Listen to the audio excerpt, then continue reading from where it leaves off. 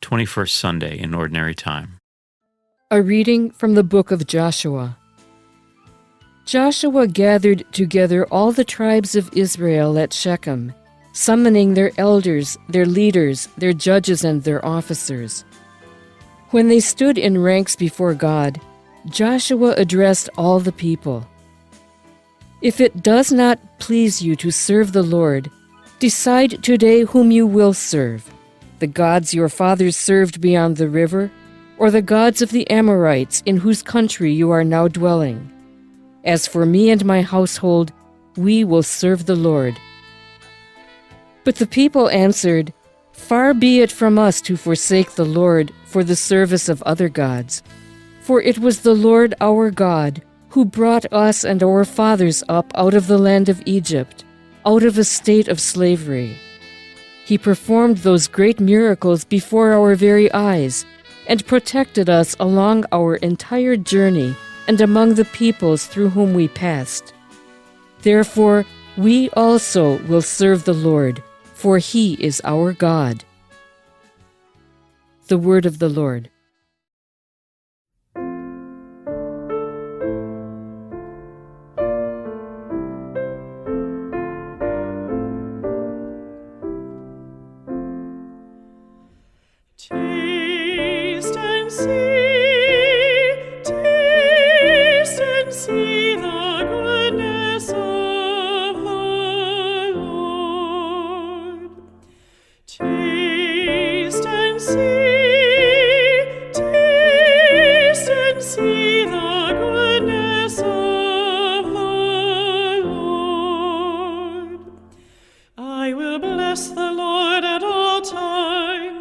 His praise shall be ever in my mouth.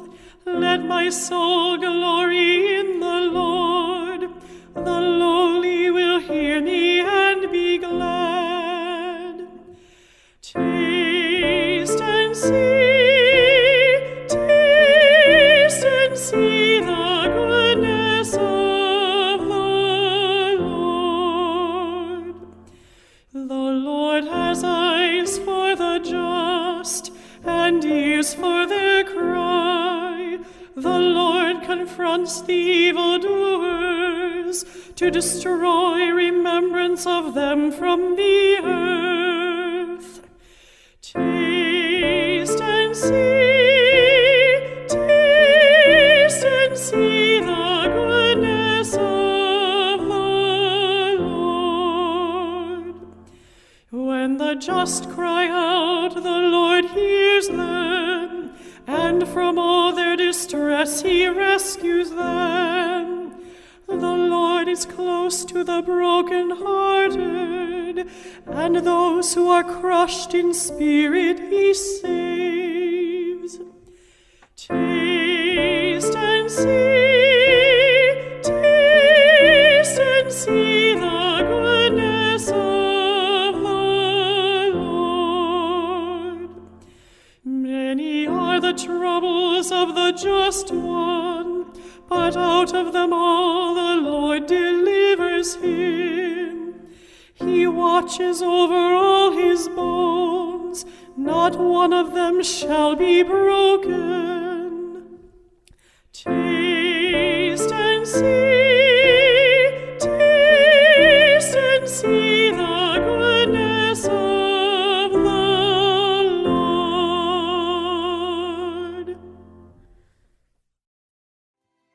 A reading from the letter of St. Paul to the Ephesians.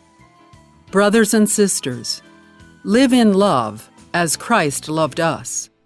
Husbands, love your wives, even as Christ loved the church and handed himself over for her to sanctify her, cleansing her by the bath of water with the word, that he might present to himself the church in splendor, without spot or wrinkle or any such thing, that she might be holy and without blemish. So also husbands should love their wives as their own bodies. He who loves his wife loves himself, for no one hates his own flesh, but rather nourishes and cherishes it, even as Christ does the church, because we are members of his body. For this reason, a man shall leave his father and his mother and be joined to his wife, and the two shall become one flesh. This is a great mystery, but I speak in reference to Christ and the church. The word of the Lord. A reading from the Holy Gospel according to John. Many of Jesus' disciples who were listening said, "This saying is hard. Who can accept it?" Since Jesus knew that his disciples were murmuring about this, he said to them, "Does this shock you? What if you were to see the Son of Man ascending to where he was before? It is the Spirit that gives life, while the flesh is of no avail. The words I have spoken to you are spirit and life. But there are some of you who do not believe." Jesus knew from the beginning the ones who would not believe and the one who would betray him. And he said, "For this reason I have told you that no one can come to me unless it is granted him by my Father." As a result of this, many of his disciples returned to their former way of life and no longer accompanied him. Jesus then said to the 12, "Do you also want to leave?" Simon Peter answered him, "Master, to whom shall we go? You have the words of eternal life. We have come to believe and are convinced that you are the Holy One of God." The Gospel of the Lord.